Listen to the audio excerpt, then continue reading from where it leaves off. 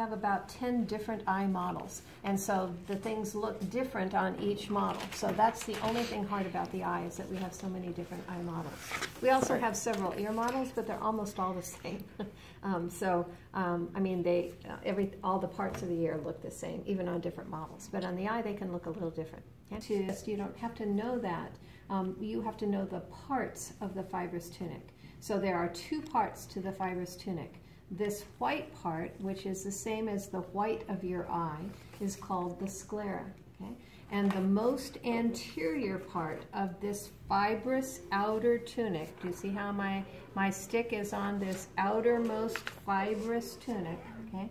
The most anterior part is this part, and this is called your cornea. Okay? So this is a transparent epithelial organ. Okay? So it consists of a stratified, non-keratinized stratified squamous epithelium. If you took Steve Mackey or Nan Schmidt for 156, then you probably had to identify this under the microscope, okay? Because it was a perfect example of a non-keratinized stratified squamous epithelium. Okay? All right. So those are the two parts, and the only two parts of the fibrous tunic. The outermost layer, this white layer, is called the sclera. It's called the sclera. And it's a dense, irregular connective tissue that helps your eyeball keep its shape. And more importantly, it's so tough that all those extraocular eye muscles that we've learned, like the lateral rectus and the medial rectus and the superior rectus and the inferior rectus and the inferior oblique and the superior oblique, right? They all insert on that tough sclera and jerk the eyeball around depending on how you want to move that eyeball in the socket, right? Okay, that's what the extraocular eye muscles do. Okay, so that sclera is tough enough to withstand the actions of all of those 6 skeletal muscles. Okay, why didn't I say levator palpebrae superioris? Because it's on the eyelid. Yeah, it inserts on your upper eyelid, right? And now we're not going to call that an eyelid anymore. We're going to call it the upper palpebra. Okay, so you have an upper palpebra and you have a lower palpebra. Okay, so now we're going to call them palpebra. It's in the middle someplace. Okay, all right. Levator palpebra. Pardon? It makes sense because it levitates.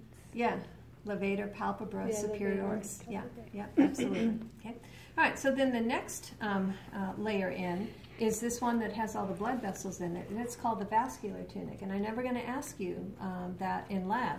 You certainly have to know what's in your vascular tunic for lecture, and you have to know what's in your fibrous tunic for lecture too.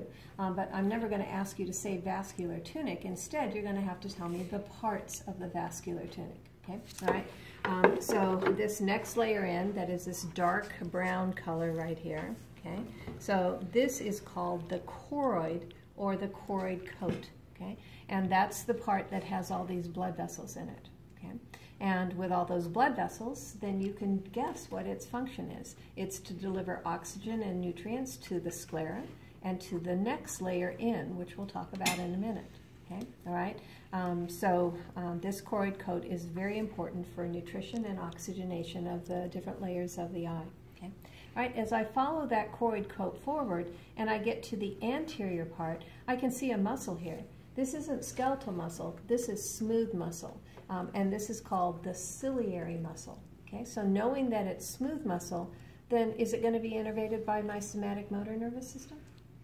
No, it's going to be innervated by my autonomic nervous system. And it's actually innervated by autonomic fibers that are carried in cranial nerve 3, which is the ocular motor nerve. All right, so remember, right at the end of lecture on Wednesday, I said there were 4 cranial nerves that carried parasympathetic fibers, 3, 7, 9, and 10, okay? All right, and so ocular motor carries parasympathetic nervous system fibers that innervate this smooth muscle, okay? All right, extending from this smooth muscle, let's see if I can move this out of the way so that you can see it a little bit better. Let me see what it looks like over here. All right, well, blue fibers that look very fine. So these are the ciliary zonules, or the suspensory ligaments. Both names mean exactly the same thing.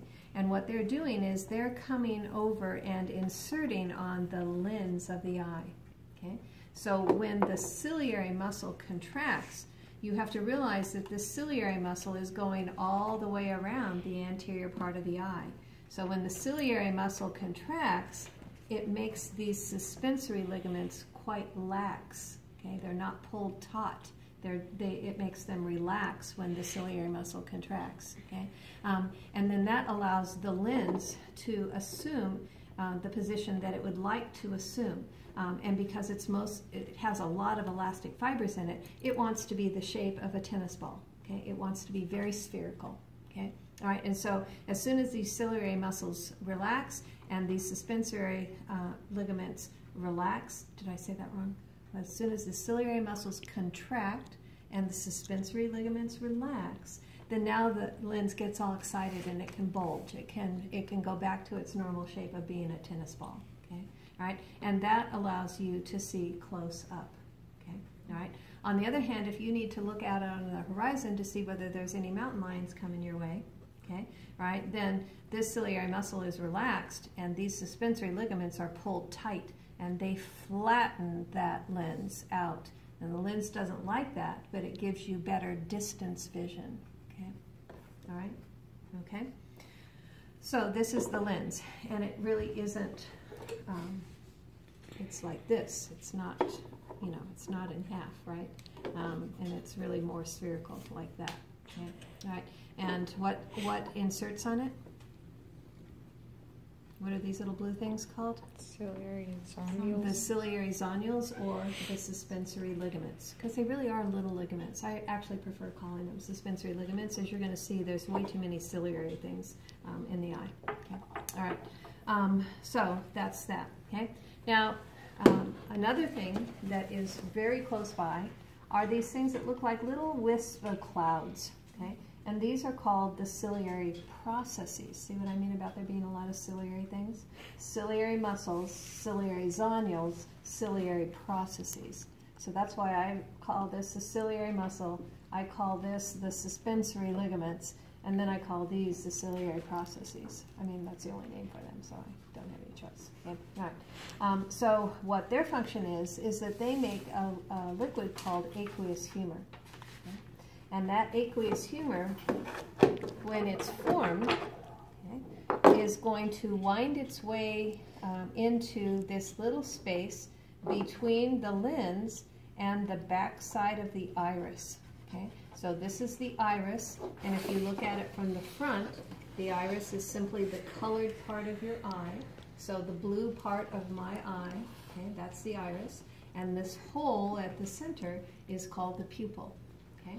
Now really what your iris is a bunch of smooth muscle that has pigment interspersed in it. Okay? So it's a working structure, okay? And it works to constrict the pupil, or a different set of muscles work to dilate the pupil. Okay? All right? Okay, but I'll come back to that in a minute. Okay? Meanwhile, let's talk about those ciliary processes. They make the aqueous humor, and that flows into this area between the lens and the back side of the iris. This region is called the posterior chamber. Not the posterior segment, but the posterior chamber. Middle column all the way down at the bottom. Okay? All right?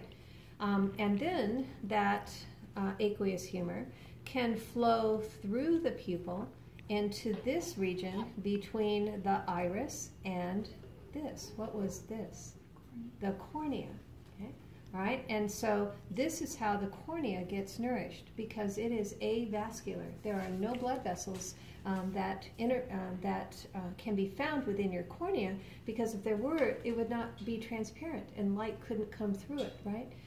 So it gets its nourishment from this aqueous humor, and these are very, very, very thin layers of epithelial cells, and that means that they can diffuse right through all of those layers to provide oxygen and nutrients to those cells of your cornea. Okay? There are actually 10 different layers of your cornea. Okay? All right? Okay, and then these ciliary processes are constantly making that aqueous humor. They make it all the time, 24/7. So if I'm making it 24/7, what does that tell you? You're using it 24/7? I have to get rid of it 24/7, right? If I'm making something 24/7, I've got to get rid of it, okay? And where I get rid of it, do you see that little hole there? And there, this is pointing to a little hole here.